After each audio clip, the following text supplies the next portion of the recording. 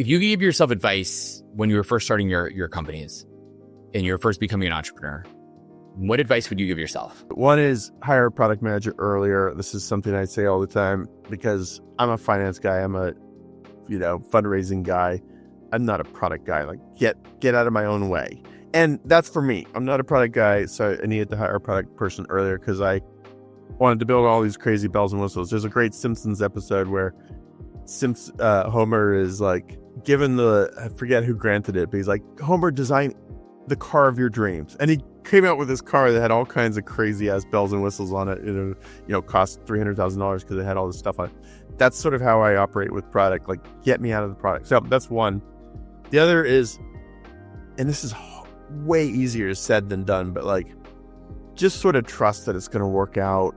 There were so many stressful nights, sleepless nights, worrying about, is this startup failing? Is this thing imploding? Just get up every day, pull your boots on, hustle, work, and kind of just have faith it's going to work out, right? And it's kind of like, don't focus so much on the outcome, just enjoy the process, the journey. You're very lucky if you're a founder. Think of the billions of people in the world, how few of them have the luxury of getting up every day and building something they want to see in the world. You're very lucky, right? So just enjoy the process, trust it's going to work out, and don't worry so much. I feel that every day. Actually, gratitude in general is really important, I think, in life. But I feel that way. Certainly, I for myself in the work I do, I was explaining to my team like how I feel just lucky and privileged to be able to say, like, I can wake up every day and decide what I'm going to do. Like, yes, I'm the CEO, I'm the boss. I can choose what choice I want to make. I can choose not to do this anymore. I can make any choice I want, and therefore, I'm content with sort of the life I've chosen because it has been my choice. And yes, it stresses me out. And I woke up early this morning stressed about, like, actually I had a podcast related dream, not with you in it, with someone else in it, but like a podcast related dream.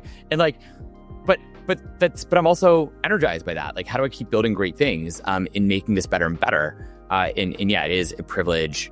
And you have to have gratitude for that and be able to be on this journey. And sure, it's stressful and there's no guarantees. But at least I have the opportunity to try to change the world.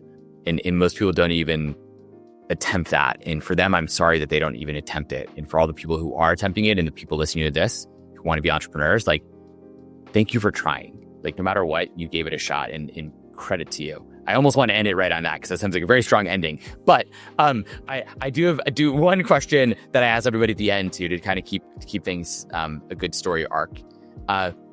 If there was a single piece of advice, so that's what you give yourself back in the day when you were first starting.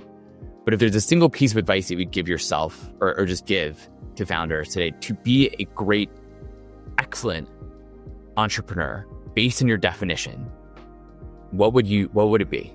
Kind of a wimp out, but it would be a lot of everything we just discussed. Get up every day, be grateful for what you're doing, that you get the chance. Help others along the way, because that's going to come back often in spades. I do believe that. Like, I see it in my own business, right? Like, I see so many people helping us that maybe they have some ulterior motive, but I don't think they do. I think they're just, also kind of have a pay it forward mentality and just hustle and have fun along the way, right? We get one shot going around this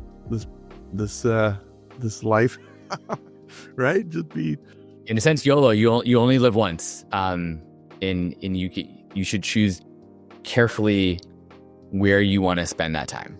100%. And being a founder, I think, is a great use of your time because, like we just discussed, you're changing the world. You're hopefully making the world better in some way.